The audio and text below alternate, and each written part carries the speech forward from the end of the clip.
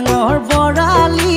গোটেই গাঁৱত বিলাই দিম ৰঙা ফটকা ফুটাই দিম ঐ গোটেই গাঁৱত কাগজ কাগজ কৰি দিম বোলো গোটেই গাঁৱত কাগজ কাগজ কৰি